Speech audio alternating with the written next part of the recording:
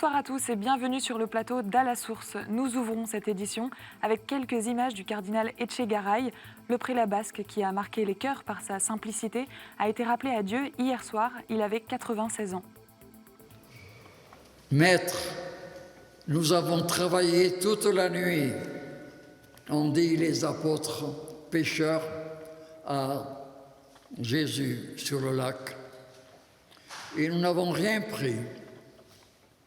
Mais le chrétien, c'est ma dernière phrase, mais le chrétien est un homme de la nuit qui ne se contente pas d'attendre l'aube d'un monde nouveau, mais qui, dans l'obscurité même, avance et comme s'il voyait l'invisible et répond à l'appel du large. Sur ta parole, je jetterai les filets. Jetons nos filets et allons au grand large. Amen. Ce grand serviteur de l'Église a été archevêque de Marseille et président de la Conférence des évêques de France, mais il a aussi accompli de nombreuses missions diplomatiques pour l'Église. La rédaction de KTO s'est mobilisée pour lui rendre hommage avec un magazine hors série. Vous pouvez le retrouver sur notre site internet www.ktotv.com. Et on poursuit avec notre journal. Voici les titres que nous avons retenus pour vous ce jeudi. Le pape a atterri hier soir à Maputo, la capitale du Mozambique, où il a été accueilli dans la joie et la ferveur. À Hong Kong, après des mois de tension, le gouvernement a annoncé le retrait du projet de loi litigieux. Nous ferons le point sur place. Le diocèse de Paris a signé aujourd'hui un accord avec la justice pour faciliter les procédures en cas d'abus sexuels, une première pour l'Église de France. Alors que se tient à Paris le Grenelle contre les violences conjugales, nous reviendrons sur l'engagement en faveur des femmes, notamment chez les chrétiens. Antoine-Marie Isoard, directeur de la rédaction de Famille Chrétienne, et Jean-Pierre Denis, directeur de la rédaction de La Vie, sont avec nous pour en parler. On les retrouve tout à l'heure pour le dossier. Et on commence ce journal avec le voyage du pape François dans l'océan Indien. Le Saint-Père a atterri hier soir à Maputo, la capitale du Mozambique. Il a été accueilli par le président Felipe Nyusi. Ce jeudi, le souverain pontife a rencontré plus longuement les autorités locales. À cette occasion, il a salué le Mozambique pour son courage de la paix. En effet, un accord de paix a été signé il y a un mois, après des décennies de guerre civile. Le pape s'est aussi adressé aux jeunes du pays au cours d'une rencontre interreligieuse avec ces mots d'encouragement. Je cite « Vous avez une mission exigeante et historique à accomplir. Ne relâchez pas l'effort ». Après 2 jours au Mozambique, le souverain pontife poursuivra son voyage à Madagascar avant de se rendre à l'île Maurice. Notre journaliste Geoffrey Defebvre est parti à la rencontre des Mauriciens. Il a pu assister aux derniers préparatifs. Je vous propose de regarder son reportage.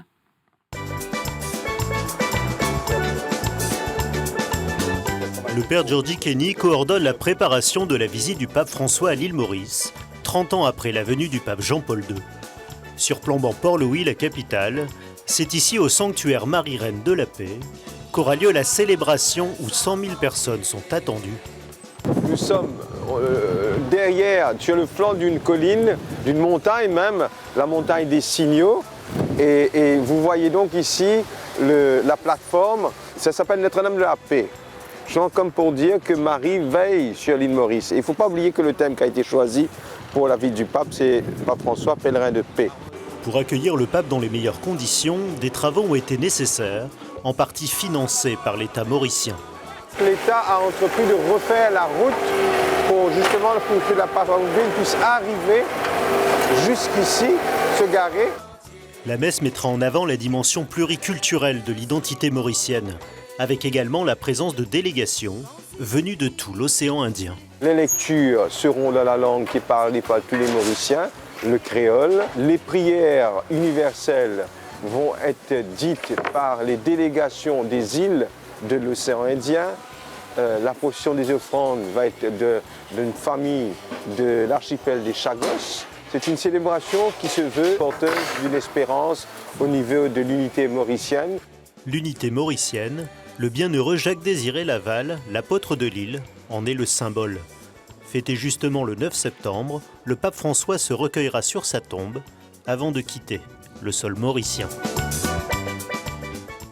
Vous pouvez suivre les grandes étapes du voyage par les directs et les flashs de notre envoyé spécial sur place, Philippine de Saint-Pierre, à l'antenne ou sur notre site internet. À Hong Kong, après les violences du week-end dernier, la chef de l'exécutif Carrie Lam a annoncé ce mercredi le retrait définitif du projet de loi ouvrant la possibilité d'extradition de Hongkongais vers la Chine. Ce projet de loi était à l'origine de la contestation qui a débuté en juin dernier. Avec cette décision, le gouvernement pro-chinois cède donc à une demande majeure des manifestants. Pour autant, la crise à Hong Kong n'est pas terminée et la tension reste vive, comme nous l'explique le père Rémi Kurowski, aumônier de la communauté francophone de Hong Kong. J'ai le sentiment que quelque chose s'est cassé. Il y a un ressort qui s'était cassé, la confiance, on sent que c'est allé trop loin. Le sentiment de ne pas avoir été compris, ne pas avoir été pris au sérieux dans l'ensemble des revendications qui ne concernaient pas seulement la loi, ça c'était quelque chose qui a mis le feu aux poudres, mais il y a d'autres questions qui sont liées à cette revendication. Il s'agit de façon générale de maintenir la liberté selon la conception de Hong Kong, One Country, Two Systems, qui est maintenue officiellement, pas de problème, mais voilà, il y a beaucoup de peur à cet égard. Et nous revenons dans l'Hexagone avec une première pour l'Église de France. Le diocèse de Paris a signé un accord avec le parquet de Paris pour faciliter les procédures en cas d'abus sexuels dans l'Église. Ce document veut permettre une meilleure collaboration du diocèse avec la justice en mettant en place des moyens concrets. Notre journaliste Vivien Drouillas était sur place lors de la signature du texte. Reportage. Ce matin à Paris, le procureur de la République et l'archevêque se sont retrouvés pour signer un protocole. L'objectif de cet accord, renforcer la lutte contre les abus sexuels dans l'Église par une collaboration entre le parquet et le diocèse. Ce protocole, il a pour objet de permettre la prise en compte dans les meilleures conditions possibles de la parole des personnes qui se présentent comme victimes.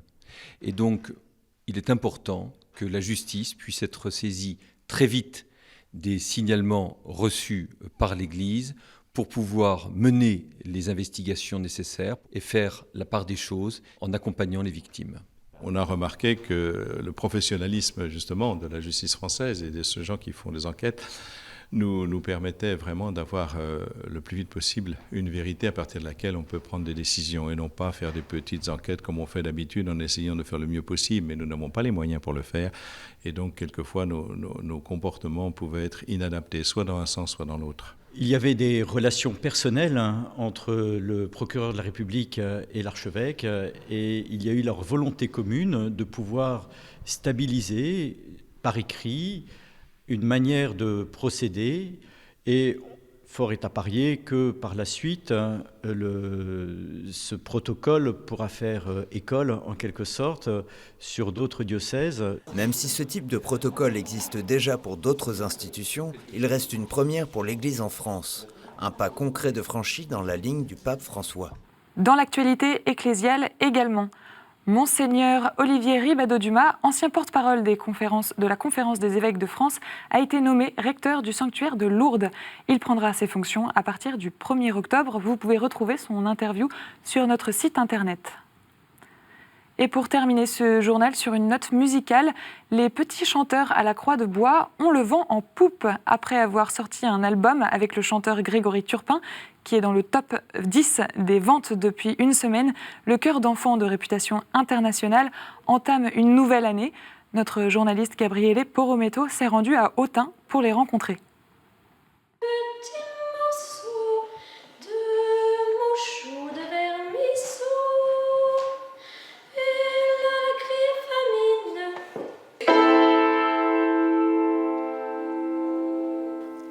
À Autun, en Bourgogne, la rentrée se fait en chant pour ses enfants. L'audition de rentrée permet de vérifier la voix de chaque petit chanteur à la Croix de Bois. Une rentrée vécue dans l'enthousiasme. Maintenant que je suis en ancien, je peux m'occuper des nouveaux, puis effectivement, il n'y a plus l'effet de la nouveauté. Je suis très contente de la rentrée. Comme je suis nouveau, je n'ai pas l'habitude d'être aussi bien accueilli que chez les petits chanteurs. Nouveauté de l'année, les auditions de chant sont suivies d'auditions de piano pour que certains choristes puissent aussi apprendre un instrument de musique. Une rentrée chez les petits chanteurs de la Croix-de-Bois, c'est extrêmement important parce que c'est le moment où des enfants qui ont passé des auditions entre janvier et le mois de juin, qui arrivent de partout en France, intègrent la manécanterie. Et donc, l'objectif est à la fois d'associer les anciens et les nouveaux pour les remettre sur les fondamentaux d'un petit chanteur, à savoir un savoir-être et un savoir-faire. Mais aussi, on va les apprendre à se responsabiliser, apprendre à chanter en chœur, à être soliste ou non. Après la sortie d'un nouveau disque, l'année s'annonce riche et intense pour les 51 choristes. Prochaine échéance, une tournée en Corée dès novembre. Et puis en ce jeudi, nous poursuivons avec la chronique du père Bernard Devers. Il nous parle ce soir de la rentrée.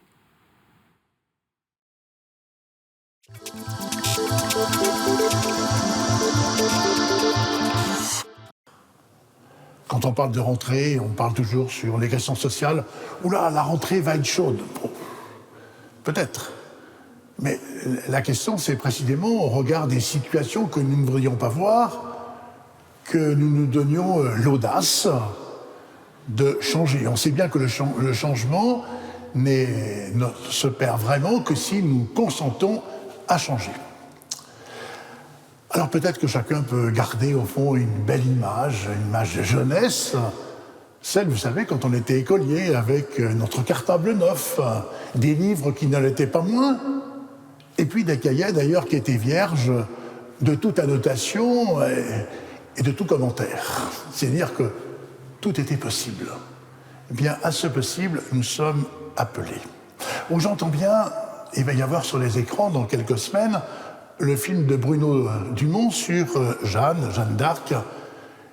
Et vous vous rappelez, Jeanne, enfin c'est repris d'ailleurs par Peggy, on fait dire à Jeanne, ah oui, mais les hommes, ils sont tels qu'ils sont, vous savez bien, en fait, ils sont mauvais, ils sont ci, ils sont cela. Et Jeanne, reprenant avec Peggy, lui fait dire, mais non, le sujet n'est pas là. Il faut penser à ce que nous pouvons être, à ce que nous soyons. Ah, ici, en cette rentrée, précisément, nous essayons d'être ce que nous sommes appelés à devenir, non pas des gens habitués, pour reprendre aussi encore les mots de Peggy, mais des êtres habités. Décidément, là, il y a toute une magnifique ouverture qui s'ouvre en cette entrée. Alors, pour ce que nous allons faire advenir les uns les autres, permettez-moi très simplement, au seuil de ce temps nouveau, de vous souhaiter un bon temps pour construire, bâtir la maison commune. Merci Père. Voilà pour les actualités retenues ce jeudi. On passe maintenant à la revue de presse des Hebdos chrétiens.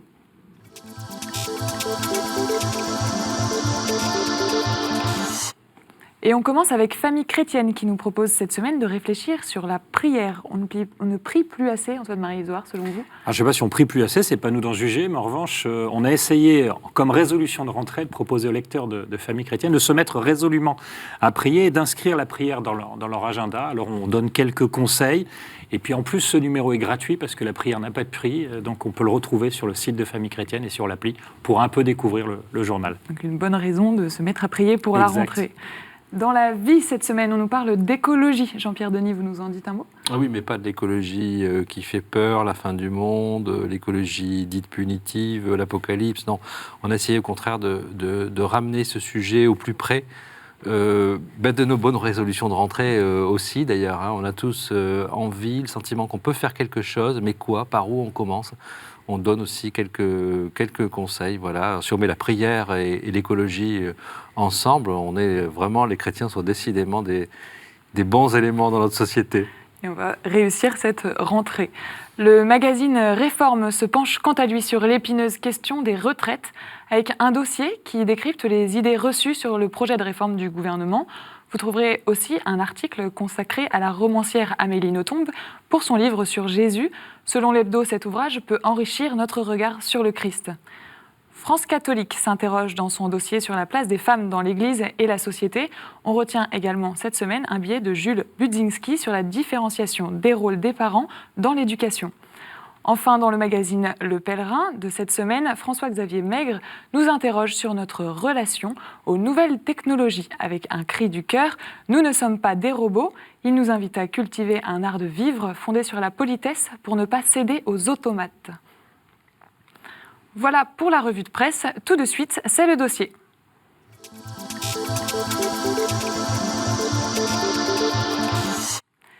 Alors, pour le dossier, on vous retrouve Jean-Pierre Denis. Vous êtes directeur de la rédaction de La Vie. Et Antoine-Marie Isoard, vous êtes directeur de la rédaction de Famille Chrétienne. Ce soir, nous allons parler des femmes. C'est un sujet qui est monté, en tout cas dans l'actualité ces dernières semaines, avec le commencement du Grenelle sur les violences conjugales qui a commencé le 3 septembre, donc pour la rentrée. Vous avez choisi, Jean-Pierre Denis, dans votre édito, d'aborder ce sujet-là des femmes et plus particulièrement du féminicide. Qu'est-ce que c'est et pourquoi avoir choisi ce sujet-là ? C'est un mot d'abord, hein. C'est un mot qui fait débat, qui a été imposé, il faut le dire, par les féministes, même si les juristes anciens l'avaient utilisé. Est-ce qu'il faut qualifier d'une manière particulière les femmes, les assassinats de femmes par leur mari, leur conjoint, leur ex-conjoint, leur ex-concubin? Est-ce qu'il faut mettre un mot spécifique sur cette réalité? On va dire non, puisque ce sont des meurtres de personnes humaines, donc le mot d'homicide suffit. Mais je pense, j'ai d'ailleurs changé d'avis, je me suis rallié à cette idée qu'il faut mettre un mot sur cette réalité pour pouvoir la reconnaître et donc la combattre. En quelques mois, en quelques semaines, je dirais presque en quelques jours, il y a une prise de conscience dans notre société d'un phénomène que parfois on ne veut pas voir, parce qu'on a tendance à penser que ça concerne les pays où la violence est endémique. Non, c'est une réalité dans notre pays aussi. Et je pense que les chrétiens ont quelque chose à dire et à faire. Alors, si on a besoin d'un nouveau mot pour cette réalité, c'est que selon vous, les chrétiens n'ont pas conscience de... Pas les chrétiens, je dirais que le fait de mettre un mot sur un mal, c'est déjà se mettre en situation de le guérir. Moi, je pense que les chrétiens sont très bien placés. Je vais vous faire une confidence en faisant mon édito.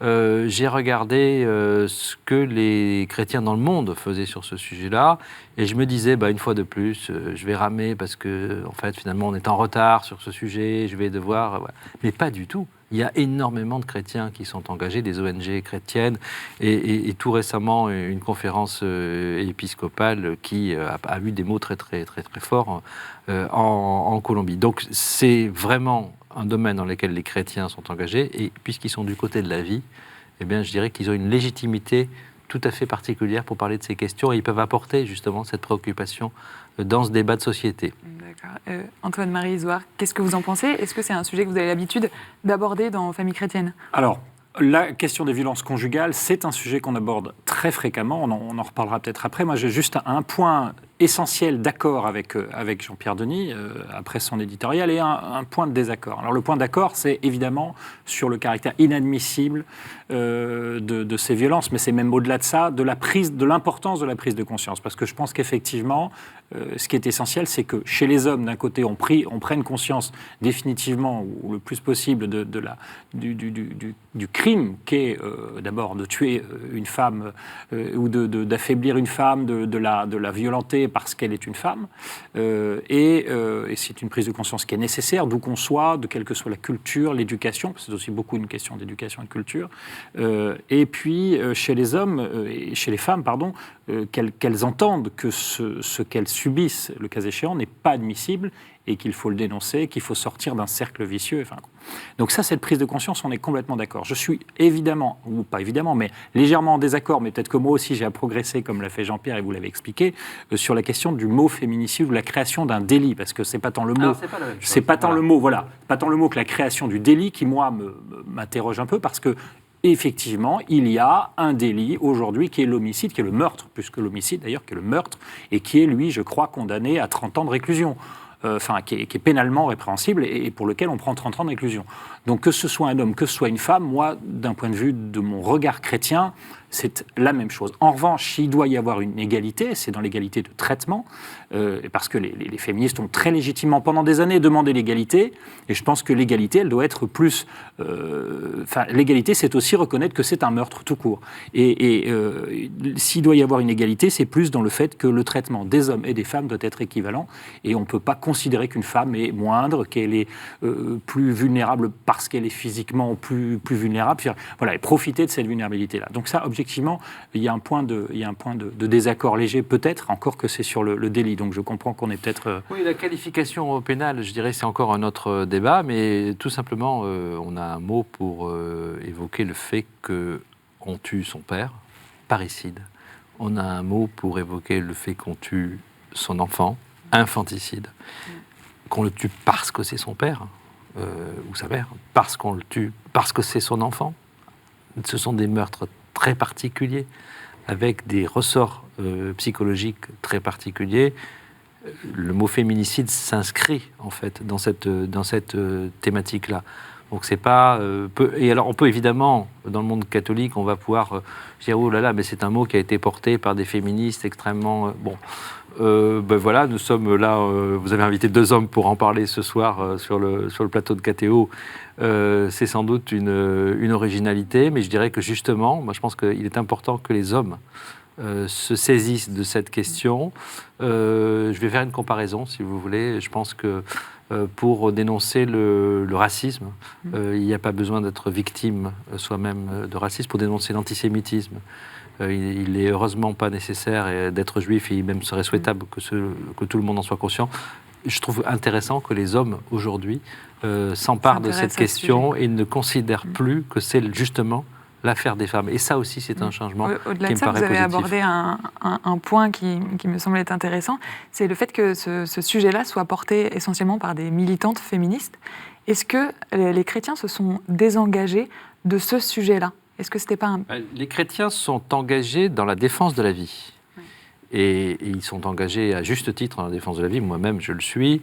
Depuis la conception jusqu'à la fin de vie. Donc il est logique qu'ils s'intéressent à toutes les étapes de la vie. Or, on a tendance à se focaliser, peut-être parce que là, pour le coup, personne ne s'en occupe, on a eu tendance à se focaliser sur la vie de la conception à la naissance et sur la fin de vie, et donc à laisser ce domaine, à ne pas s'y intéresser. Je pense que c'est une erreur, parce que justement, les chrétiens vont peut-être pouvoir apporter cette préoccupation d'une défense globale de la vie, de la conception à la mort, et en passant par la vie des couples. Et ça, c'est quand même très, très, très, très important, je crois. Anne-Marie Zoard, vous pensez qu'on ne s'est pas assez intéressé à ce sujet-là? Moi, je reviens un petit peu, mais ça répond à votre question. Sur ce que vous demandiez tout à l'heure, non, trop certainement pas. Vous demandiez tout à l'heure si nos journaux s'intéressaient aux questions des violences conjugales. Moi, je vous disais effectivement... On a publié énormément d'articles, et j'ai souvenir d'un article de qualité publié il y a quelques mois, qui a donné lieu, comme chaque fois, me raconte-t-on, parce que je suis assez jeune, entre guillemets, dans l'histoire du journal, mais comme chaque fois dans un journal familial, catholique, où il y a une forme de pudeur, on ne parle pas de ces choses-là, vous comprenez, chez nous. Dans nos familles, on ne parle pas de la violence ou de la violence physique, des agressions verbales. Eh bien, chaque fois, on a des témoignages incroyables, des courriers anonymes ou pas, des commentaires sur le site internet pour nous dire oui, vous avez compris, vous n'avez pas compris, vous n'avez pas complètement saisi le problème, ou alors j'ai envie de témoigner sous couvert d'anonymat, ceci, cela. Et donc ça, c'est très touchant de savoir qu'il y a des gens qui sont marqués par ces articles-là, que cela aide logiquement, mais peut-être pas à faire le pas décisif de dénoncer, de se séparer. Il faut savoir que l'Église elle-même conseille, entre guillemets, engage au besoin à se séparer. Même canoniquement, enfin, il y a une séparation, une proposition de l'Église pour dire quand il y a un danger du conjoint ou des enfants, on peut se séparer. L'Église le comprend, c'est dans le catéchisme. Et puis, moi, ce qui me marque aussi, c'est que l'Église, dans cette Église, dans ces familles, très bien sous tout rapport, où on peut penser que tout va très bien, eh bien, on fait bonne figure et donc on n'en parle pas, on ne parle pas des problèmes, alors que finalement, il y aurait beaucoup à dire. Moi, ce qui me touche beaucoup, c'est que... Il nous reste très peu de temps, je vais vous demander de conclure oui, assez rapidement. Pour conclure très très rapidement, c'est que c'est l'importance d'ajuster bien le pardon, de ne pas mal comprendre la question du pardon. On peut pardonner à l'autre parce qu'on est chrétien et vouloir sauver son couple ou son sacrement, mais on ne peut pas nier les blessures qu'il y a dans un couple. Et ça, je pense l'avoir compris à travers tous les témoignages qu'on reçoit dans le cas de ces violences conjugales. Merci beaucoup. Un dernier mot peut-être, Jean-Pierre Denis, pour Non, je crois conclure. que c'est très courageux de dire que, comme l'a fait Antoine-Marie, que ces problèmes, ils sont partout autour de nous et c'est à nous d'oser les regarder. Et notre métier de journaliste, c'est de mettre des mots sur ces réalités-là, malheureusement. Très bien. Merci beaucoup à tous les deux d'être venus sur ce plateau. C'est la fin de cette émission. Merci à tous de nous avoir suivis. Vous pouvez nous retrouver sur notre site internet www.ktotv.com. N'hésitez pas non plus à réagir sur Twitter avec le hashtag #AlaSource. On se retrouve mardi prochain. Excellente soirée sur KTO.